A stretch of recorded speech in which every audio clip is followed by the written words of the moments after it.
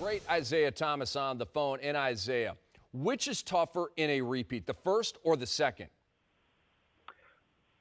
Definitely the second, and the reason why is because the length of time that you've been playing. The first one you're chasing, and the second one you're being hunted.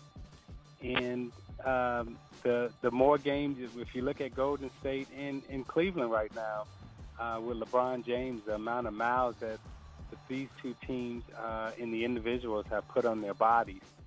That's what makes the second one that much tougher.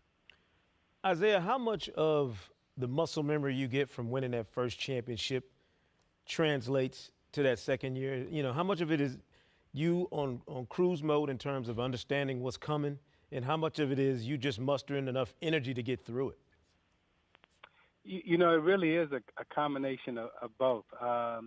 Understanding the energy that's required to get through it doesn't necessarily put you on cruise mode, but it makes you understand when to go, when to turn on, when to turn off. And you really don't have the extreme lows that you would have after a loss in a finals game or a playoff game. The first time around, when you lose a game, it really is like the world has come to an end. The second time around, if you lose a game, you know that there is another game and you know how to prepare for it.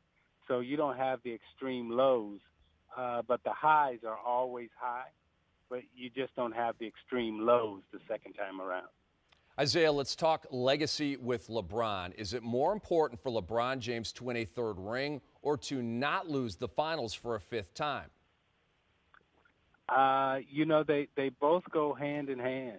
And I think for him, winning a championship in Cleveland and winning his third championship, if it happens, the legacy of bringing a championship to Cleveland and what he's already done in the league will just, it puts him, on the Mount Rushmore of accomplishments in terms of what people have done in this league.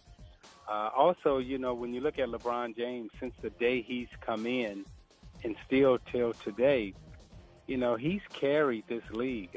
When we were looking for the savior, so to speak, or the king to come and save the league and put it on its back or its shoulders and carry it for a certain period of time, LeBron James answered the call. And while Curry right now is the darling and the face of the league, make no mistake about it, the guy who's carried this league and allowed everyone to eat for the last, 10 years or so has been LeBron James.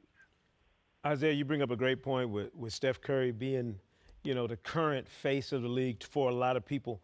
What does it mean for he and Klay Thompson in terms of going down among the all-time great backcourts to get a second championship? Well, if they win it again, definitely they go down as, they're in that category now. And if they win it again, it definitely cements them in that category.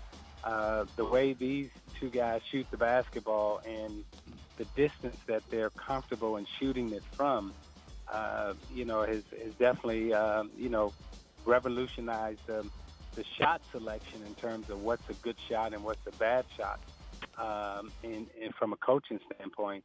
But I think you also, Sekou, you have to give Steve Kerr a lot of credit for allowing these two guys to explore the boundaries of their distance in terms of shooting the basketball.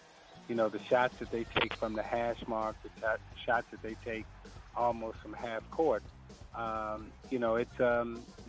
aren't looked at as bad shots anymore, but you got to give Steve Kerr credit for normalizing those shots and also making sure that the fan base accepts those shots now.